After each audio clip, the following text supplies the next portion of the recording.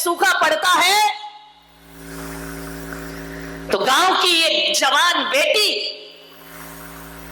3 kilometre दूर जाती है चिलचिलाती धूप में, तब मुश्किल से एक घड़ा पानी पीने का नसीब हुआ करता है।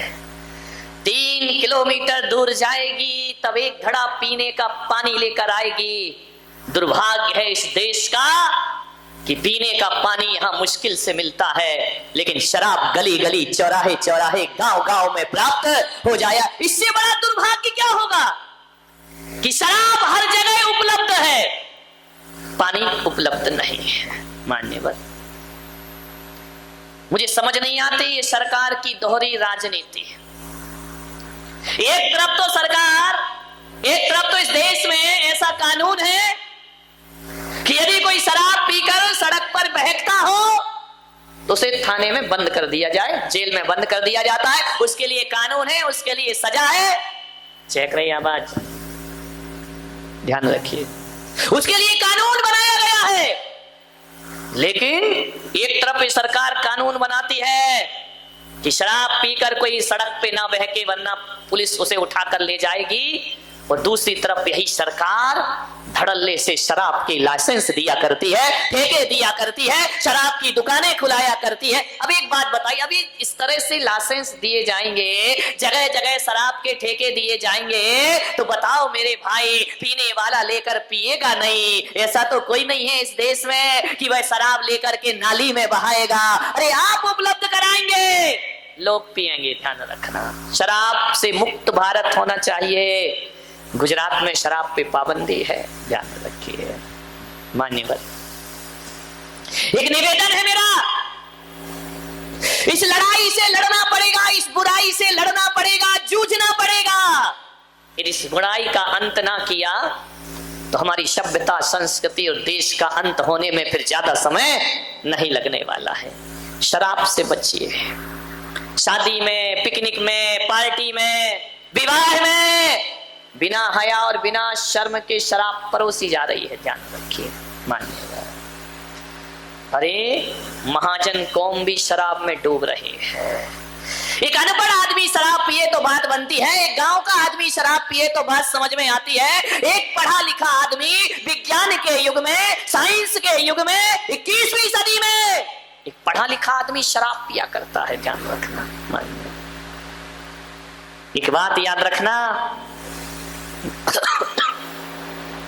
जाएगा तो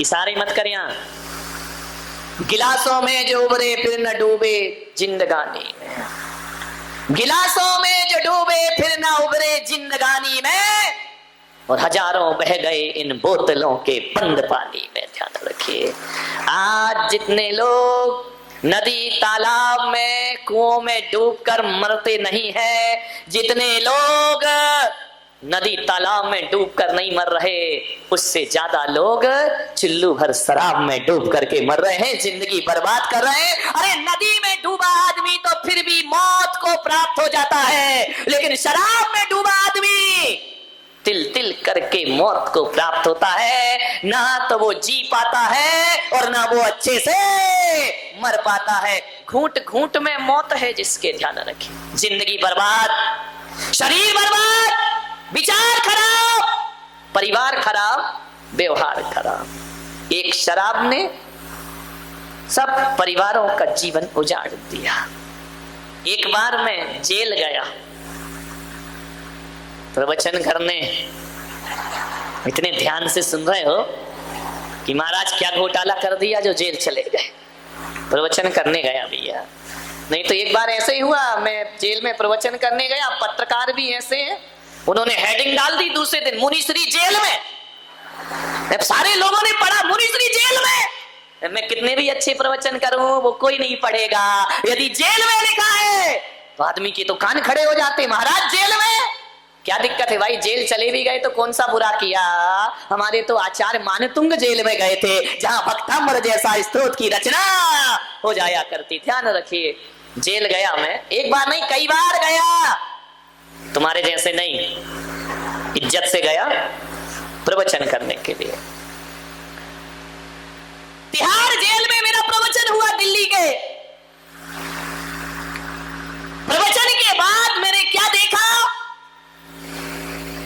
कि एक कैदी एक पेड़ के नीचे बैठा आंसू बहा रहा है। मुझे देखते ही जोर जोर से रोने लगा, सिसकियां भर ली उसने। मैं उसके पास गया चल के, मैंने उसके कंधे पे हाथ रखा। मैंने कहा रोते क्यों हो? बोले महाराज आज आपने मेरे दिल को छू लिया है। मैंने कहा तुमने कौन सा जुर्म किया था जो जेल के अंदर बंद हो, जो तुम्हें ये सजा मिली है? बोले दुख मुझे इस बात का है कि 2 दिन बाद मेरी सजा पूरी होने वाली है और अब ये लोग मुझे जेल से बाहर निकाल देंगे।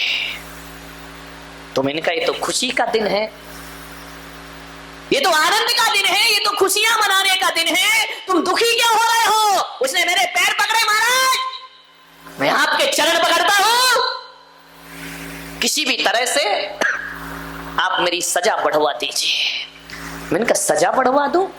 कैदी तो बाहर निकलने की सोचते हैं, कैदी तो जेल तोड़ने की सोचते हैं, कैदी तो दीवार लांघने की सोचते हैं, और एक तुम हो जो कह रहे हो कि मैं बाहर जाना नहीं चाहता हूं। बोले महाराज 14 साल की सजा हो गई, अब मैं बाहर नहीं जाना चाहता हूं।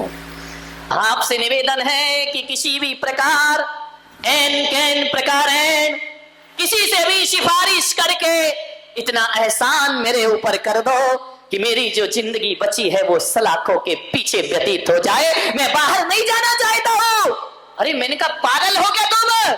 पक्षी आनंदित है, आकाश में उड़ रहा है, स्वतंत्रता का आनंद ले रहा है, एक जानवर भी परतंत्र नहीं रहना चाहता है, और तुम कैसे इंसान हो जो कहते हो कि मुझे गुलामी की इस बेड़ियों में बंधा रहना दो, इन सलाखों के पीछे जीने दो। बोले महाराज मैं बाहर नहीं जाना चाहता। मैंने कहा ऐसी क्या बात है? बोले एक दिन मैं भी बड़ा सुखी था महाराज, मेरे पास बहुत पैसा था, मेरा एक परिवार था, मेरे बच्चे, मेरी पत्नी, सब कुछ मेरे पास था। एक दिन ऐसा तूफान आया कि सब कुछ उजड़ गया मेरे जीवन से। मान्यवर ये मत सोचना कि मैं कोई कहानी सुना रहा हूं, ये हकीकत जिंदगी में बीती हुई घटना है। उसने कहा महाराज मैं गलत संगति में पड़ गया, गलत लोगों की दोस्ती में पड़ गया, पैसा था, अय्यासी करने लगा, मेरी संगति गलत हो गई। लोगों ने मुझे शराब पिलाना सिखा दिया, लोगों ने कहा कि पी लो यार शराब। मैं तो वो आदमी था जो रात में भोजन भी नहीं करता था, रात में पानी भी नहीं पीता था, लेकिन मेरी उठक बैठक ऐसे लोगों के साथ मिलना जुलना हो गया, उन लोगों ने धीरे धीरे मुझे शराब पिलाना सिखा दिया। जब मैं कहता कि मैं शराब नहीं पीऊंगा, मैं पीता नहीं हूं, तो लोग मुझे ताने मारते कि देश 21वीं सदी में पहुंच गया, ये दुनिया की फैशन है, ये दुनिया का स्टेटस है, ये दुनिया का स्टैंडर्ड है, पी ले बेटा। बहुत मुझे कह के मजबूर कर कर के पिला दिया। मैं आपसे निवेदन करना हूं बारामती वालों, जो तुम्हें गलत राह पर ले जाए वो दोस्त नहीं, जीवन का सबसे बड़ा दुश्मन हुआ करता है। और मैं आपसे इतना ही आग्रह करूंगा, युवाओं से निवेदन करूंगा कि जीवन में जब भी बुराइयां आती हैं तो माता पिता के द्वारा नहीं आती, जब भी जीवन में बुराइयां आती हैं तो दोस्तों के द्वारा जीवन में बुराइयां आती हैं। अरे दोस्त 2 तरह के होते हैं, एक वो है जो हमारे जीवन में दोष को लाते हैं, वह भी दोस्त हैं, और एक वो दोस्त होता है जो जीवन से दोषों को समाप्त कर दिया करता है, एक दोस्त वह भी हुआ करता है।